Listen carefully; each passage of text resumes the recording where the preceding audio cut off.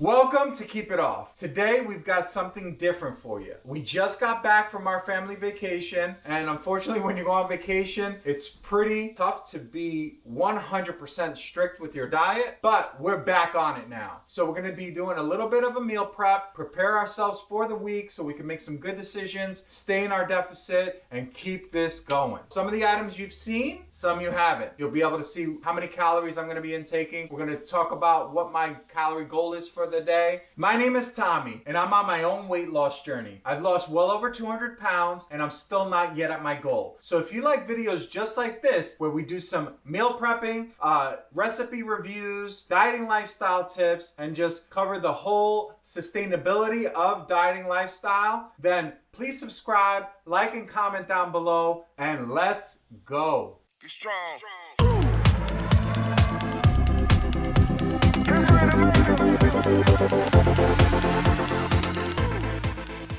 Okay, so to start things off, I don't do intermittent fasting anymore, but today we kind of did it by mistake. It's just after 11 a.m. I haven't had anything to eat yet. What I do is I do kind of a protein coffee. You're gonna have about this much ice in your cup. You're gonna use half a bottle of protein shake. It's a coffee flavored, so it's about 7.5 ounces, and you're gonna get 15 grams of protein. And then we're gonna top it off with some cold brew black, unsweetened. Our sweetener is gonna be some Splenda. It's gonna be about 14 ounces of this, and then the ice is gonna make up the difference. I'm gonna put the macros up on the screen. This coffee is under 100 calories, and you're getting 15 grams of protein with it. So for all my coffee people out there that have in the past gone to the Starbucks drive-thru and gotten a 500 calorie drink, this kind of tastes super sweet like that, but it's under 100 calories, and most importantly, because when you're drinking coffee, you're not getting much, you're just getting some sugar and some carbs. Here, at least we're getting 15 grams of protein.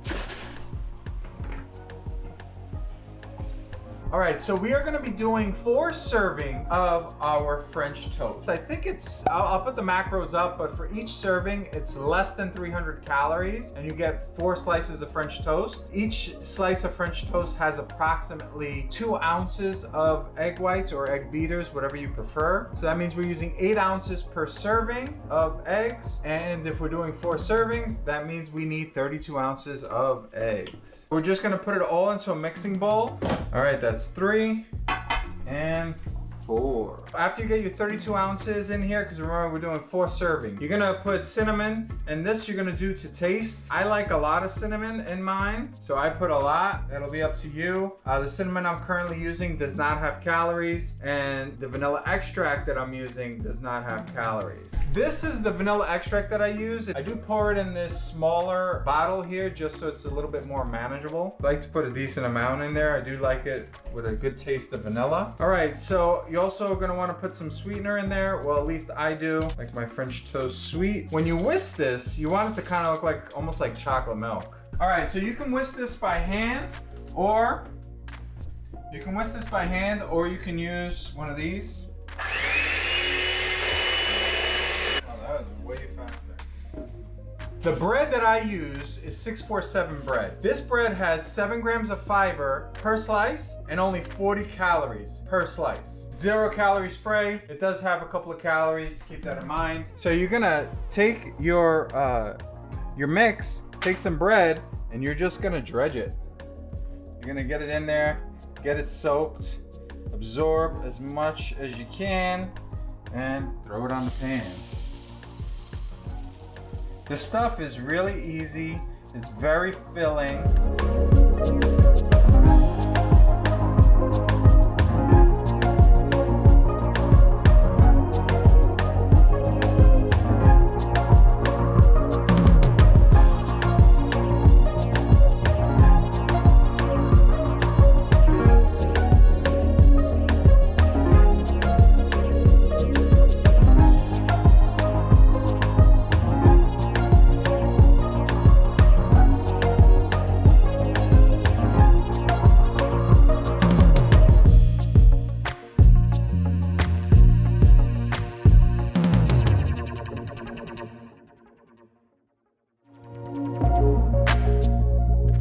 got our 4 servings of French toast here. I gotta tell you, if you just normally have a protein bar in the morning or something like that, this is way more food for the calories. This is under 300 calories, and that's including the sugar-free syrup. Now, I use 2 servings of this. 2 servings of this is only 10 calories. I have these containers. They perfectly hold 2 servings, each one of them. So that's perfect. I throw it in there, put the lid on, and they're in the fridge, ready to go when I'm running in the morning. So something to note, when you're done cooking your French toast, do not put the meal prep container lids on right away, because if you do, the heat from it is going to create a lot of condensation. It'll affect how well they reheat. So I wouldn't advise that. At my job, when I reheat these in the morning, I throw them into a sliced toaster and they warm up just like a regular slice of bread, and they're perfect. So as I was saying, do not lid these. Let them totally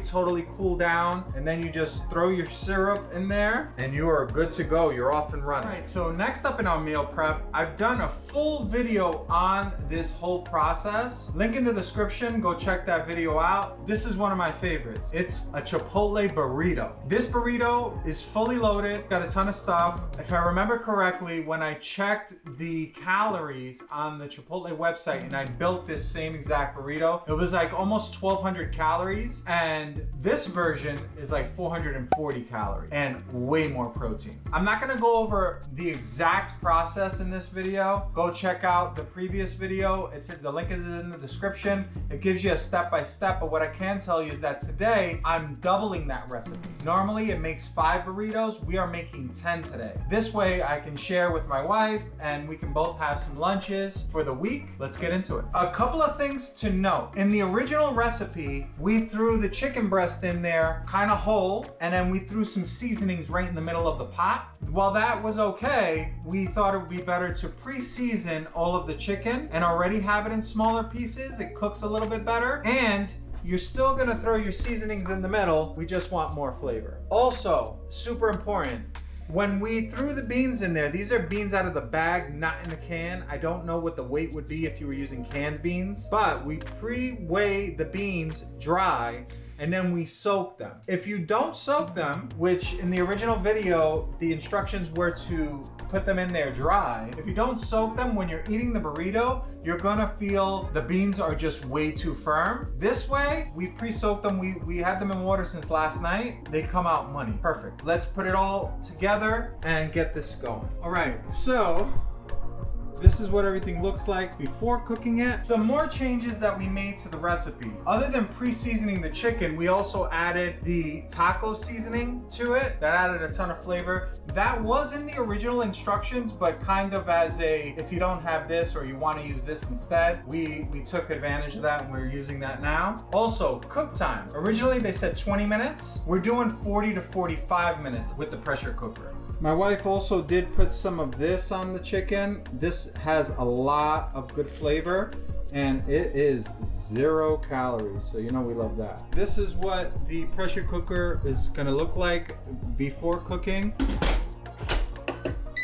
So as you can see, we're done with our pressure cooking. So now we've just released the valve and we're letting all of the pressure out of it. So let's pop this bad boy open and see what it looks like.